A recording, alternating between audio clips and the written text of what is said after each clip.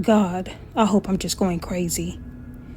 You ever had one of those how in the hell did I get here moments? I mean those flashes of clarity where you really see your life. You look in the mirror and you're so far removed from the person you dreamed of being when you were a kid that you're stunned, speechless. Mine happened about a year ago, a week or two before Thanksgiving, when I woke up in the hospital. I was incredibly disorientated. Everything seemed unreal and distant, not really happening to me, like I was dreaming or an avatar in a video game. Maybe it was because I already felt so disconnected. Maybe it was the terrifying reminder of my own mortality. But it felt like I was seeing myself with a stranger's eyes. Waves of shame and self-hatred rolled over me in that hospital bed, and I vowed to change my life. I'd made similar resolutions before and failed miserably, but this time was different. This time, the change was nearly effortless.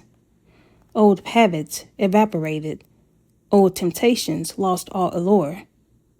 Peer pressure stopped being an issue because I just wasn't interested in hanging out with my usual group.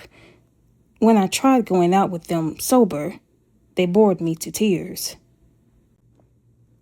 Meanwhile, other relationships in my life were improving.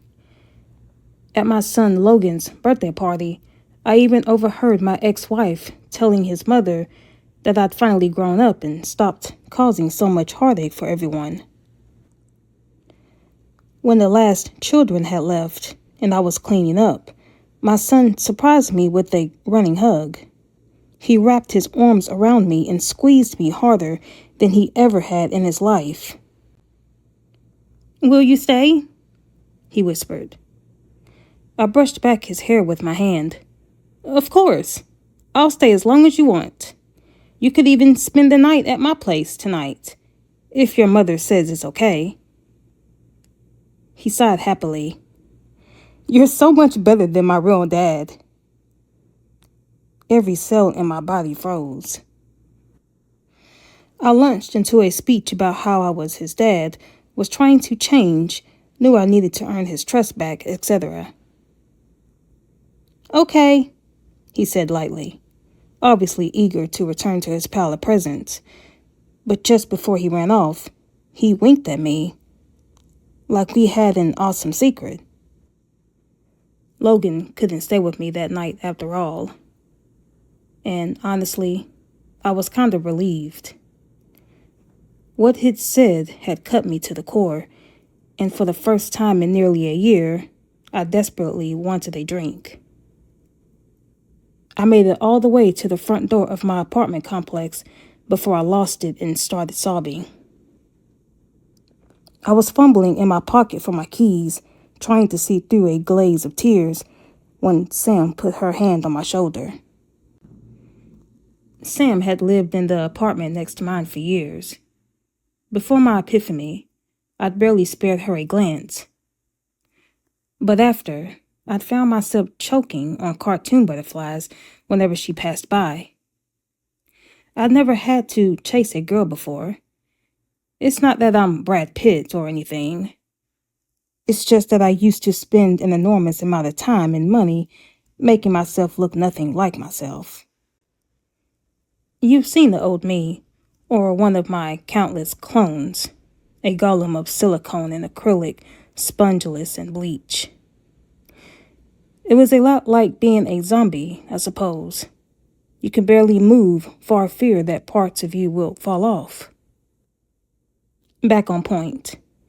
I'd been trying to catch Sam's eye for months, and I was terrible at it.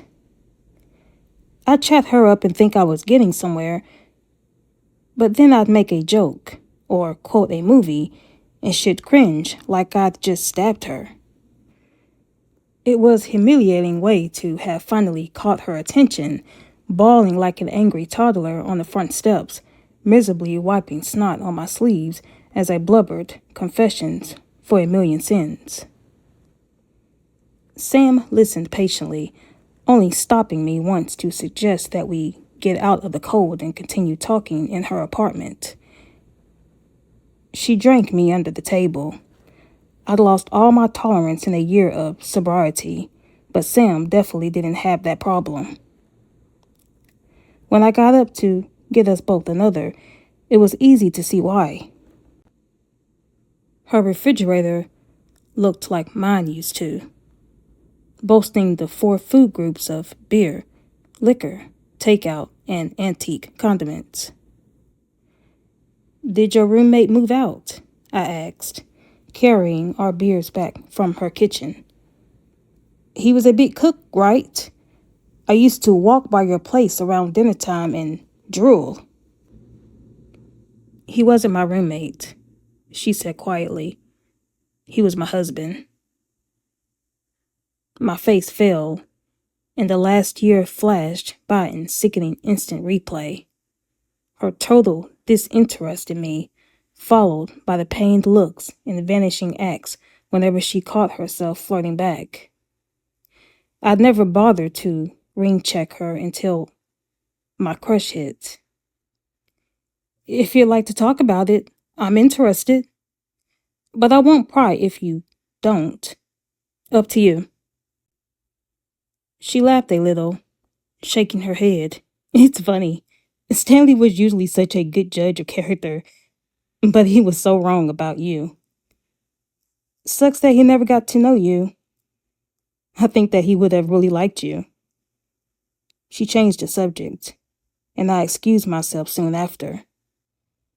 The next day, curiosity led me to Google her husband. As I read through the results, my eyes widened. Stanley had died the night I'd passed out, and it appeared he might have accidentally saved my life. I spoke with a neighbor and confirmed that my guess was right. The ETMs who responded to Sam's 911 call had been the ones who found me. Since they'd been called out for just one patient and only had one ambulance, they'd put me on a board and hung it on hooks from the ambulance ceiling.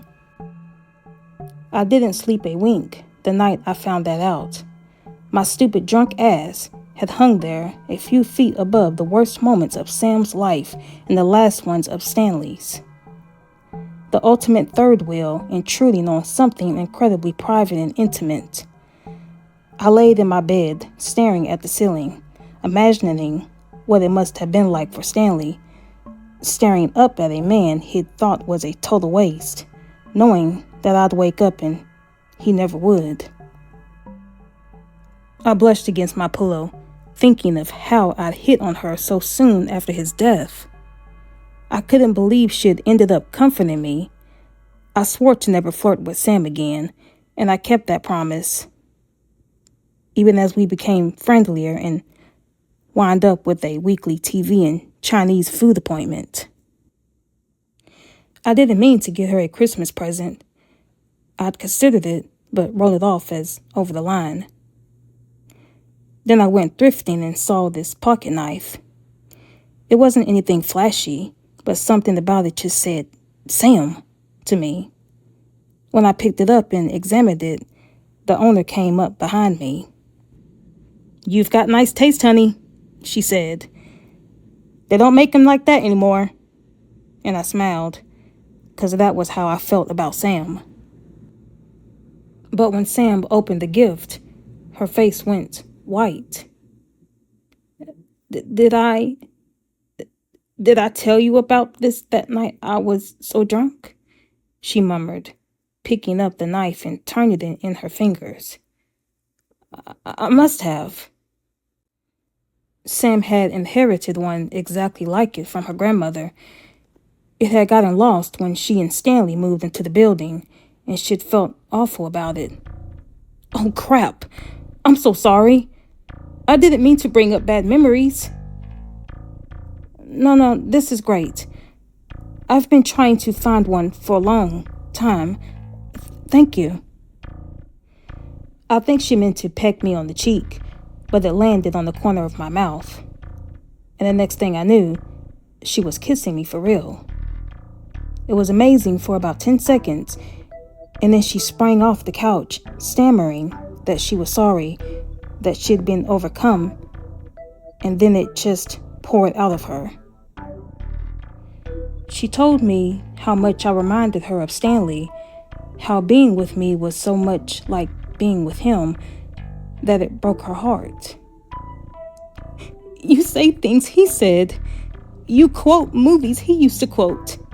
Jesus, you wear some of the same clothes. Who puts this green shit on Triscuits? Nobody I've ever met, except you and him.